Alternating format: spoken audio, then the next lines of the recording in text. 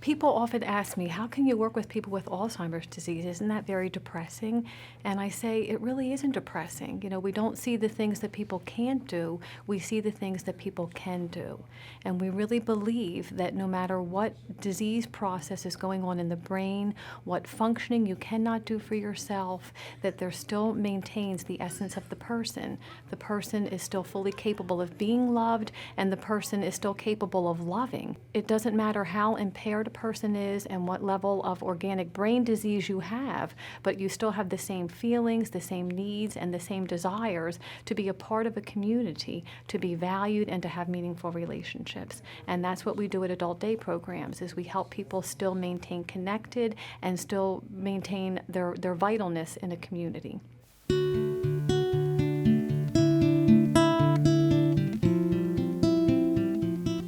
Harmony. In music, it's when a group of complementary notes combine to produce a richer, balanced, more satisfying sound. This principle of harmony can also be applied when working with people who have Alzheimer's disease and other forms of dementia through an approach called the circle of harmony. Managing behavioral disturbances in adult day programs can be challenging at times. The goal of this training is to assist you by giving you the techniques to consistently and effectively reduce the occurrence of problematic behaviors. As with all individuals, persons with dementia possess a profound need for harmony. A behavioral disturbance is an indication that someone is experiencing chaos. This chaos may be internal or external, but by using certain techniques, we can help him or her navigate the chaos, adapt to the environment, and find a place of harmony. Once we understand how brain changes affect a person's functioning and how this may result in feelings and particular behaviors, it empowers us to design creative interventions that reduce behavioral disturbances.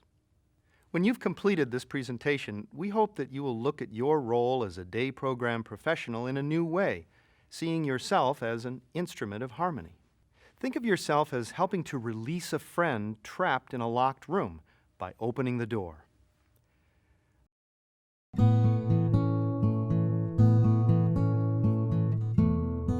The first component in the circle of harmony is the brain. It is damage to the brain that is responsible for all the changes that we see when someone has dementia. This damage can be caused by an illness such as Alzheimer's disease, a trauma such as a head injury, a virus, cancer, vitamin deficiencies, infections, mini strokes, and more. Dementia is a very broad term. In a way, it's similar to saying someone has cancer. If someone has cancer, we want to know, is it lung cancer, bone cancer, breast cancer? If someone has dementia, we want to know, is it vascular dementia? Is it caused by Alzheimer's disease, Parkinson's disease, Pick's disease, or something else? So how do we define dementia? Dementia is defined as an overall decline in intellectual function, including memory loss, difficulties with language, calculations, planning and judgment, and other areas of cognitive functioning. No one is born with dementia. Dementia is acquired. There are always memory problems, though that may not be the first symptom. You may not recognize all the names used to describe these areas of cognitive functioning, but once we start to go over their meaning, you'll no doubt recognize these characteristics in your clients. Memory is the most common cognitive deficit associated with dementia. In fact, most people think of memory as the main problem for people with Alzheimer's disease. We all know that Alzheimer's disease is much more than that. Memory seems like a simple skill, but there are several different kinds of memory, and they are processed in different parts of the brain. When someone has Alzheimer's disease, one of the first areas that becomes impaired is the area that handles new memory, things one has just recently learned. If you look at this image closely, notice that the areas affecting the auditory memory remain intact. This is why people with dementia who have many problems with short-term memory can still remember the music they've grown up with. Another example we can see from this image is that verbal memory and visual memory are located in different sections of the brain. This is why it's often easier for some to recognize a face than it is to recall a name. And how about this next lady? Does anyone recognize her picture? Oh, yes, yes. Who's that? Danielle. Danielle. There she is. Do you recognize that one, Danielle? No, she doesn't look familiar at all. No, you've never seen her before? No. Visual spatial skills are another important cognitive ability. We see the world with our eyes, but our brains help us interpret what we see. For example, if I'm at home in the kitchen and want to go to the living room, I have a mental map in my mind that I will follow to get to my destination. If I don't have that mental map, I'll get lost. That's why people who have been attending our program for years may not be able to find their way to the bathroom. This scene demonstrates another aspect of visual spatial skills. A day program participant is sitting down to a meal using a tablecloth with a beautiful design. Unfortunately, that design is causing some distraction because the client with dementia is trying to pick the fruit off the tablecloth. There's nothing wrong with her vision. Her brain cannot process the images she sees. When you balance your checkbook, follow a recipe, or get up in the morning and plan your day, you're using what is called your executive functioning cognitive abilities. These abilities help you plan and carry out decisions. In our program, many of our clients demonstrate deficits in executive functioning every day. These deficits may include difficulties with complex thinking, planning and sequencing, sustaining attention, and generating new ideas. As we continue with our discussion of the brain, the first component of the circle of harmony, let's observe our day program participants during a break. The people in this group have known each other for months and have basically been following the same routine every day. Yet, during a break, there is no conversation, no question about what's coming next, or if they could do something else. This is called apathy because dementia patients are often incapable of taking initiative. Family members can sometimes confuse this behavior with depression. But when someone is depressed, there's usually an overtone of sadness, guilt, or hopelessness. That is not what's happening here. When we talk about behavioral problems, we often overlook behaviors such as apathy. After all, the person who isolates or withdraws himself or herself from the rest of the group is not causing any trouble, but someone who does not interact with others is missing the benefit of social stimulation. Social stimulation maximizes functioning and can be very therapeutic for dementia patients.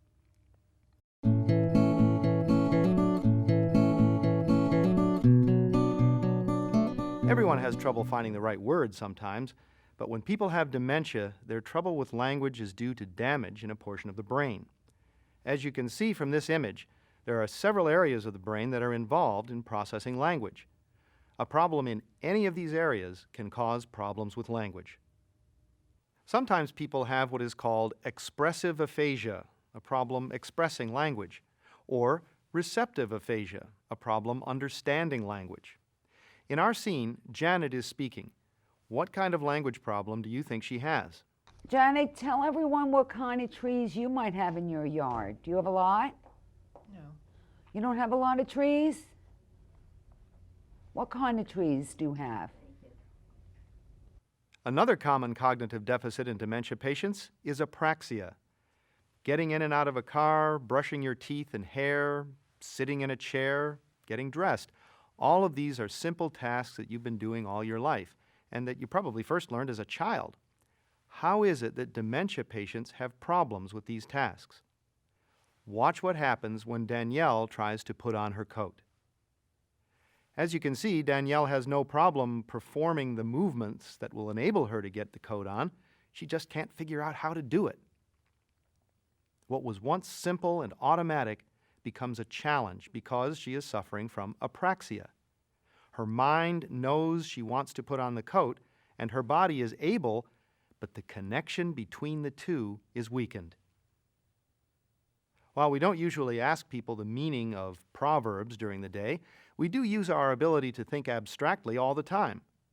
When we make decisions and problem solve, we use abstract reasoning. In this scene, Danielle is being asked the meaning of a proverb. Danielle, can you tell me what it means when people say, "Don't cry over spilled milk"? Oh, I would think that it means that if you spill the milk, you have to wipe it up right away. Mm-hmm, that's true. Can you think of anything else that people might mean by saying that? Well, it could mean that there are a lot of children that don't have milk, and so you should give them the milk. That's true. That's true also. Can you think of anything else? Notice what a hard time she has thinking abstractly about the meaning of the phrase. Her responses are all very concrete. The area of the brain that helps process social skills is in the brain's frontal lobes. When this area is damaged, patients become disinhibited. They may be socially or sexually inappropriate. Pick's disease is one form of dementia that affects the frontal lobes. One man with Pick's disease stopped people in the street to sing to them. Another ate groceries right from the cart before paying for them. Another, attending his daughter's first communion, made loud comments about the nose on the priest in the ceremony. Think of how often we screen what we say or do during the day. Dementia patients who have damage to their frontal lobes have trouble with this.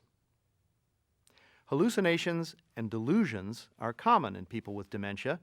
In fact, many people with Alzheimer's disease will have similar hallucinations. They may see small children in the house, or little animals in the yard, or people where there are none. Hallucinations are seen, felt, smelled, or heard. Delusions, on the other hand, are beliefs that have no basis in reality. People with dementia may believe someone is stealing their things.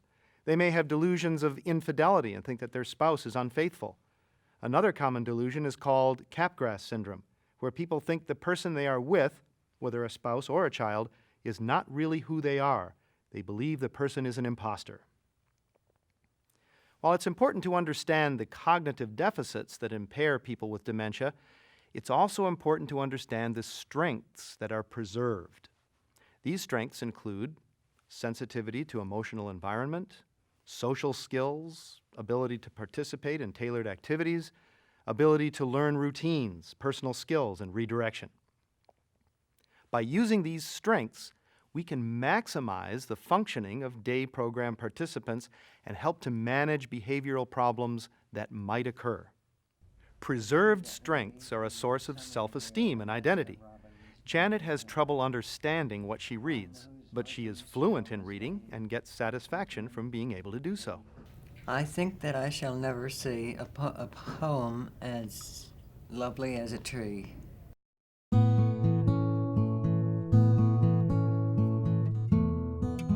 This leads us to the second component of the circle of harmony, functioning.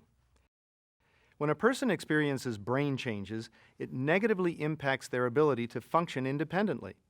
A woman may start to burn food on the stove or forget to add crucial cooking ingredients. There may be weight loss as a result. People may no longer be able to pay bills or balance a checkbook. They may not be bathing as frequently or forget to wash their hair. Their clothes may be dirty. They may have difficulty properly securing their dentures. In the early stages of dementia, many individuals get lost while driving familiar routes. They may get confused or miss scheduled appointments, as well as forget birthdays. A person may take too many pills, take them at the wrong time, or miss a dose. They may not remember what they want to get at the grocery store. They may have difficulty with any multi-step task, such as making a bed or changing a light bulb. Add to this list of failures that there are often family members who are continually hollering at them about everything they're doing wrong. Think for a moment about how you would feel if little by little you were experiencing these difficulties. If you could no longer do the everyday tasks that you had been fully competent in completing independently for, say, the past 70 or more years.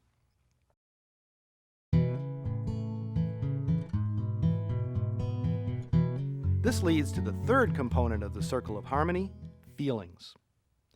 Think for a moment how you would feel if you realized you were in a strange place and didn't remember how you got there, or didn't know how you were going to get home.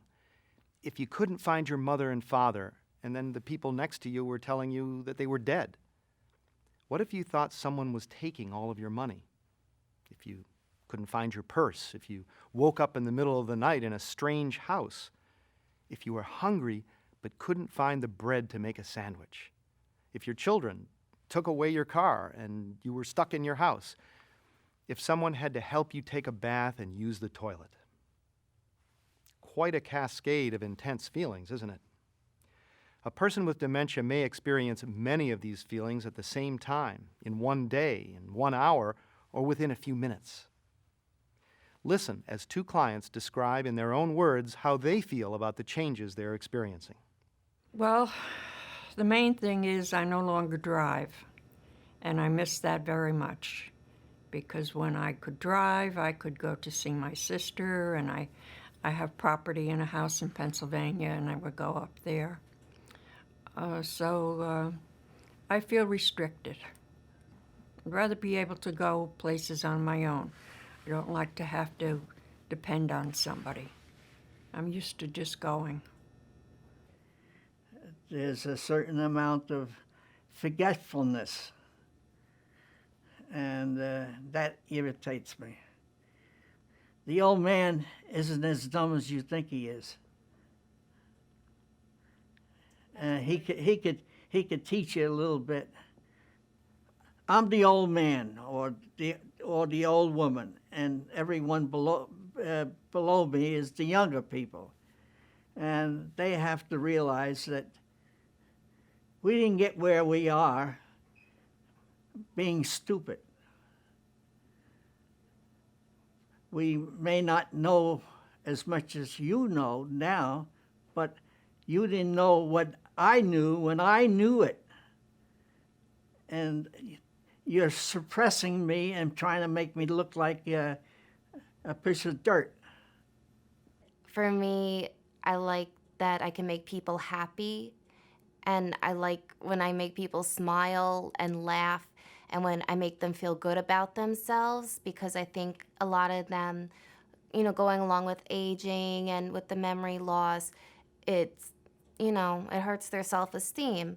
So when I could do things to build them up and show them what strengths they do have, because I don't think they could really see it, then that makes me feel good when they say, oh, I never thought of that, pointing those little things out to them.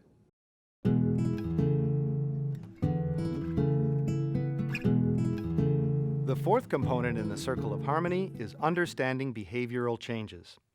Brain changes cause problems with functioning. The individual experiences feelings that may lead to behavioral changes. Some behavioral changes that we may see include irritability, anxiety, agitation, restlessness, confabulatory speech, perseverative speech, rigid demands of others, social withdrawal, hoarding, sundowning, adjustment difficulties to adult day programs, resistance to assistance with ADLs, activities of daily living, obsessive-compulsive behaviors, and more. Refer to your training manual for explanation of any of these terms that you may not be familiar with. It's important to distinguish between behavioral changes and behavioral disturbances.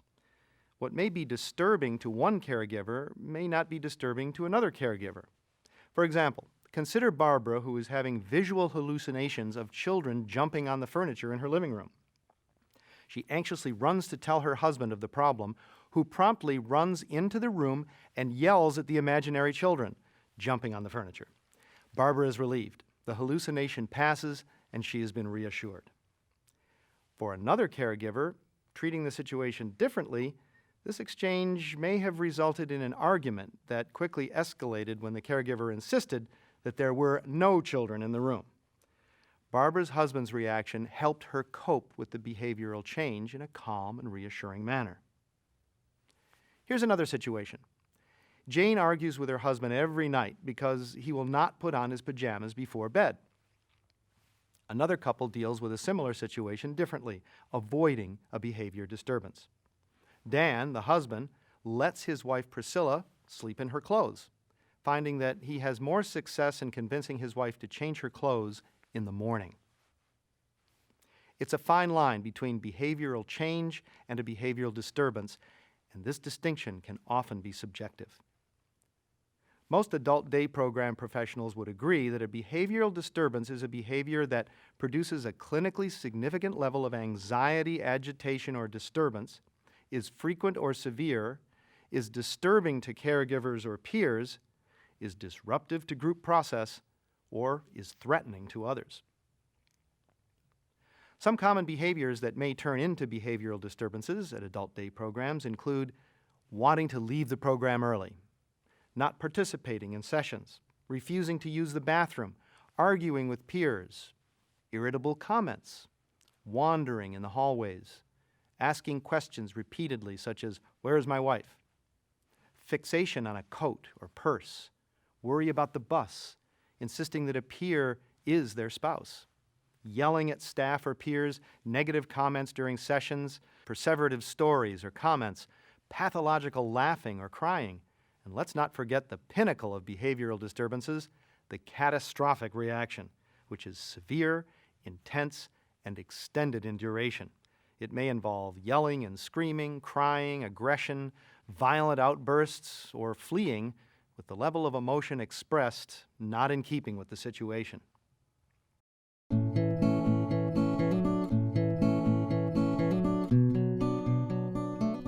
As we move into the fifth component of the Circle of Harmony, interventions, we start by evaluating medical conditions, especially with behavioral disturbances that suddenly arise.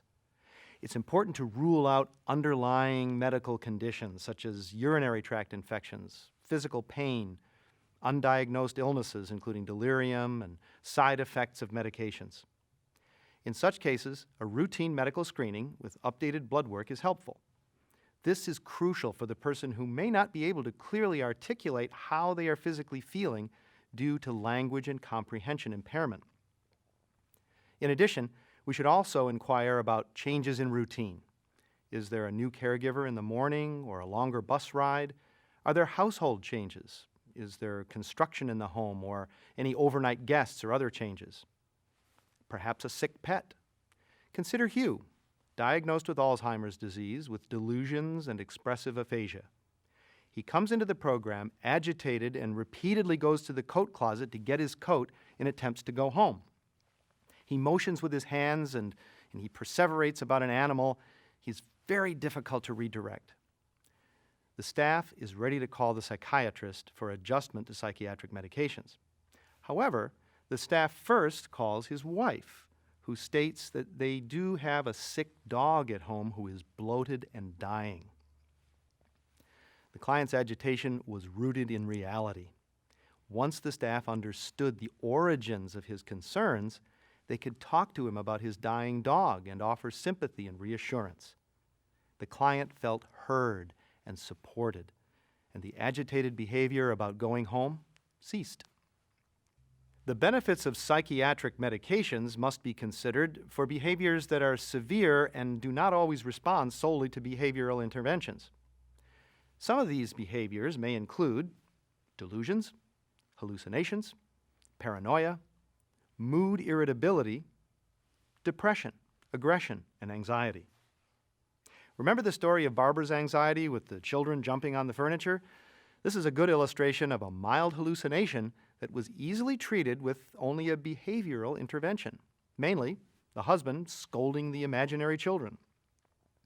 If Barbara was up all night, visually hallucinating, waving a baseball bat or running out of the house, and she could not easily be reassured by her husband, then it would be beneficial to consider medication as a supplemental intervention.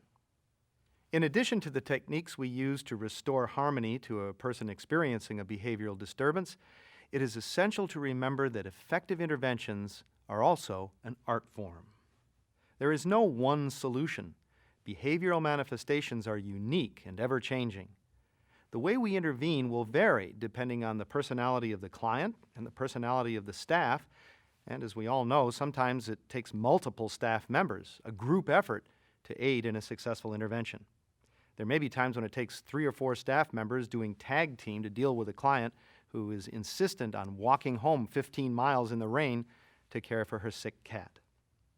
It may take fake phone calls, notes, or singing to reassure and redirect a client. This is a creative process. Probably the main thing I think is that you get to know each person as an individual. And, based on that, you can kind of, see their behaviors, see what, excites them, what they respond to. And, when a difficult behavior arrives, you try to incorporate the positive things that they see and, just turn that situation around. I mean, When you're engaging with an individual who is experiencing a behavioral disturbance, always stop and think, what are this person's deficits? What are this person's strengths? What may be their underlying feelings? What may be their unexpressed needs? When you ask these questions, you're well on your way to designing effective interventions. Consider this example. Remember when we talked about pathological laughing and crying? We once had a client who exhibited loud, continuous laughing whenever she was using the bathroom. She was severely impaired, unable to speak. Her outbursts were very unnerving to peers and staff. The client could not control the laughing due to changes in her brain. This was her deficit. However, when the staff focused on a preserved strength, singing, they effectively disabled the undesirable behavior. When the staff engaged the client in singing, she stopped laughing because she couldn't sing and laugh at the same time. In addition, singing in the bathroom was a mood elevator for peers and staff who were using the bathroom at the same time. Frequently, everyone joined in with the singing. Singing is a good example of how focusing on a strength helps to compensate for a deficit.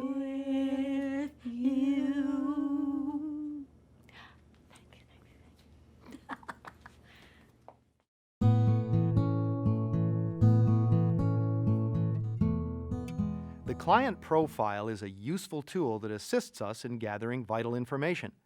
It includes a diagram of the brain highlighting areas of strength and areas of disease. It centralizes important information on the personal history of the client, including their validating stories. An essential component of the client profile is the section on triggers, where staff can collect details about what has caused past behavioral disturbances. Also included in the profile is information on soothers and distractors. This indicates when a person has been upset in the past and what calmed them down. The client profile also notes what environmental modifications have been successful in the past. The client profile is completed at the time of admission and updated as new information is gathered. The information is shared with staff who have contact with the client, allowing each staff member to be fully empowered to act as an instrument of harmony. Let's take a closer look at the illustration of the brain. Since successful behavioral interventions draw on client strengths and compensate for client deficits, the diagram notes areas of strength and areas of impairment. For instance, this client has severe expressive aphasia with little ability to produce speech. Comprehension is poor. She is able to sing along to any familiar song. She can dance and enjoys all motor recreational games despite poor balance and gait disturbance. She is only able to socially engage with others through smiling and head nodding. She is unable to calculate or follow multi-step commands.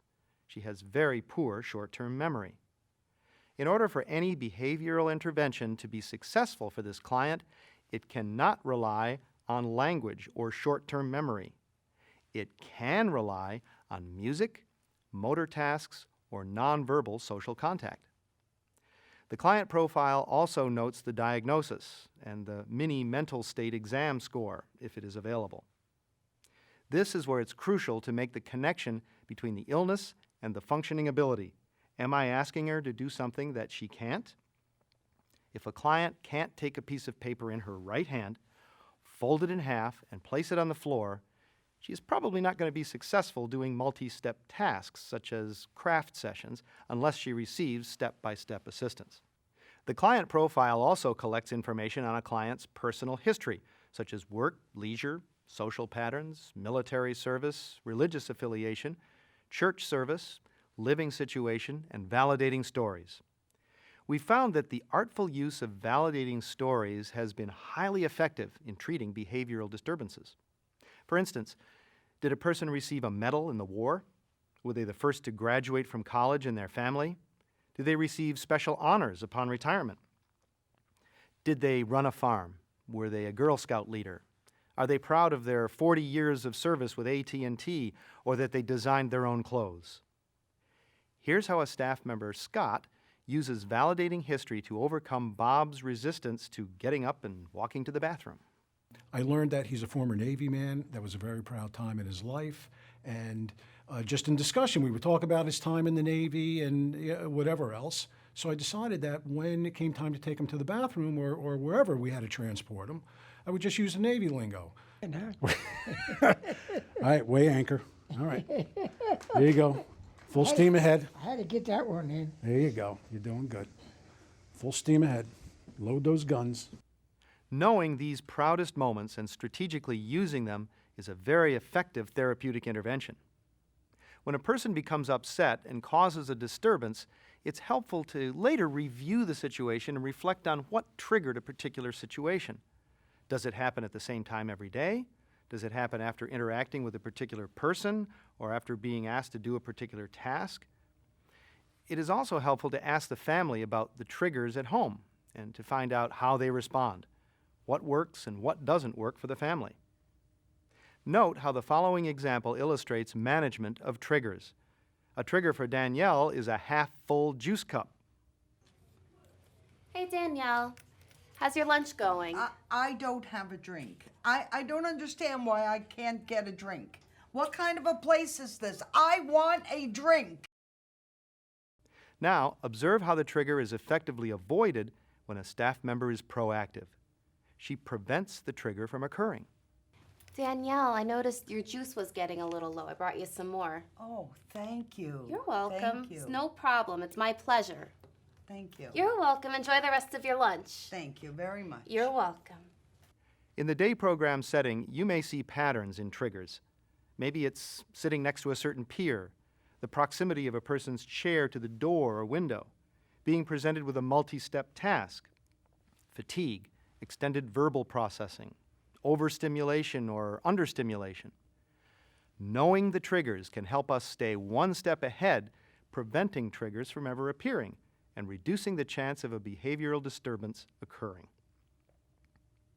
The client profile collects information on what has been soothing and distracting to a person in the past, such as use of magazines, offering a snack, looking at illustrations of animals, listening to opera music, singing, helping set up for lunch, doing puzzles, telling war stories, looking at small photo books with pictures of their family and their house, holding on to a fake phone message from their spouse, or taking a walk to the garden.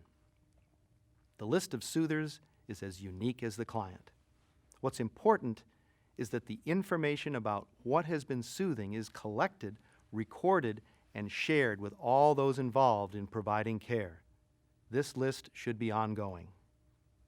Another section of the client profile collects data on environmental modifications that are used to help avoid triggers and that act as soothers. Does Norma always have to sit next to Lila? Should Frank never sit with Ellis at lunch? Is it best if Tony sits next to staff so they can offer him a light touch on the arm when he gets anxious? Should Ruthie always have her back to the clock? Does Pete perseverate on his coat if the closet door is open? Does extra reassurance and ritual at departure time help ease the transition? For example, consider the confusion that a woman may feel if she leaves her purse in the room while she steps out to the ladies' room. When she returns and sees a few purses under various chairs, she may become confused and agitated about which purse belongs to her. How many of us have refereed a fight between two clients over a purse? Staff awareness of this environmental trigger and their attempts to reunite each person with their purse prior to the feelings of confusion can be very helpful.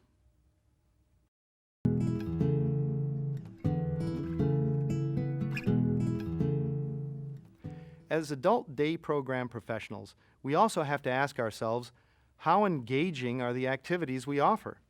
Are they so engaging that no one would even think about wandering, let alone want to go home early? Can we fully engage our highest functioning client in the same session that we fully engage our most impaired clients? A simple action such as a nonverbal client ringing a bell during a cognitive verbal session can be a useful way to keep the client positively engaged and feeling included. A client who has comprehension and language deficits, but who can still follow simple directional cues, could assist with setting up for lunch.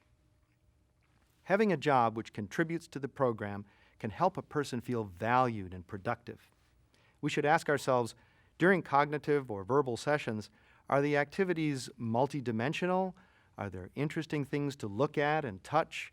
Are there short bursts of song and movement?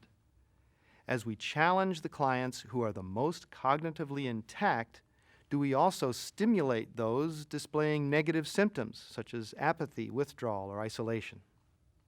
Now that we've reviewed the importance of understanding the brain, use of personal history, identifying triggers and soothers, and modifying the environment, let's return to one of the foundations of successful interventions, discerning the underlying feelings and needs.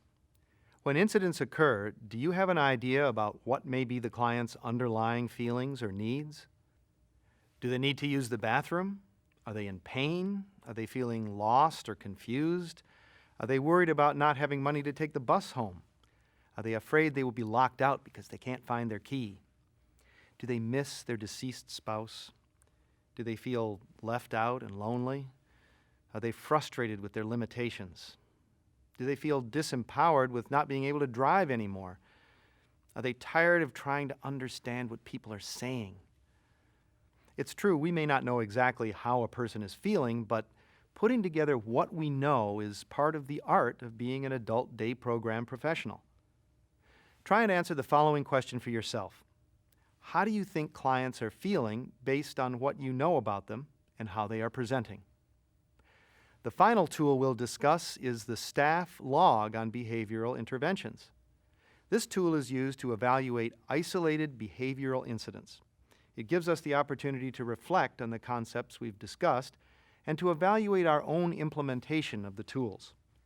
We can use this tool to review strategies we've used, rate our effectiveness, and plan ahead for future success in handling similar situations.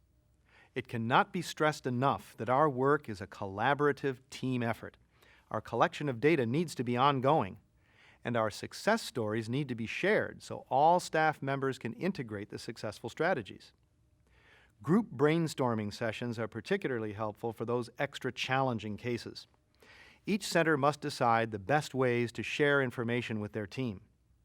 Let's take a closer look at the importance of staff collaboration. Consider this scenario with Danielle, who has very poor short-term memory combined with anxiety about her bus ride home. Hi, you must be Miss Izzo. I'm here to take you home. Yes, you're taking me to East Orange, right? Let's see. No, it says here Middlesex. No, it's East Orange. I live in East Orange. You're Danielle Izzo. It says Right. Middlesex right here. I'm taking you to Middlesex. I don't live. Danielle, I don't live with in your daughter in Middlesex. No, I He's taking don't. you to I live in Middlesex. East Orange. All right, I am not ma'am. going on the bus. I'm going to call in and just double check But I'm this. not going on this Yeah, bus. hi, I got a Danielle live in East Izzo here Orange. who This is your claims- bus. What went wrong in this scenario? Did the staff have a full understanding of her short-term memory impairment? Were they proactive in trying to prevent triggers? Did they understand how Danielle was feeling? Did they communicate with each other in a way that recognized her strengths, compensated for her weaknesses, and addressed her underlying feelings? Can you see why the situation escalated? Here's the same scenario, but handled quite differently. Now watch what happens. Hi, I'm bringing on a client, Danielle. Uh-huh. All right, and she thinks she's going to East Orange. Even though I know you're taking her to Middlesex, she thinks she's going to East Orange. So if you could play along that you're taking her to East Orange, that'll make things much easier. Okay. All right? All right. Yeah, no problem. Thanks. Hi, you must be Miss Izzo. I'm here to Yes. take you home. Oh, you taking me to East Orange? Yep, East Orange it Oh, is. Oh, thank you. That's That's our why you destination. have such good attendance here. Bye. In this scenario, the staff was aware of Danielle's severe short-term memory impairment. They were proactive in preventing the anxiety triggers regarding confusion about her address. The staff spoke with the bus driver to prepare for a possible confrontation with the client. The staff coached the bus driver, empowering each of them to contribute to an effective intervention. The staff demonstrated adequate knowledge about the client's brain strengths and weaknesses. All were prepared by using the data which was gathered on an ongoing basis. The staff was proactive about triggers and collaborated effectively.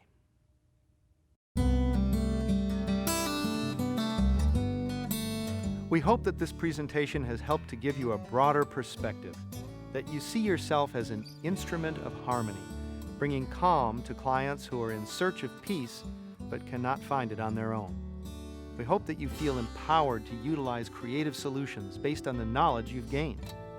Remember, link behaviors to feelings that come from difficulties with functioning, difficulties which stem from changes in the brain. Together, we can find joy in our work and see the beauty in each encounter we have with our clients. Many of us will feel transformed by our relationships with our clients and our colleagues. We have the potential to make a profound impact on the lives of so many each and every day, and we can truly be instruments of harmony.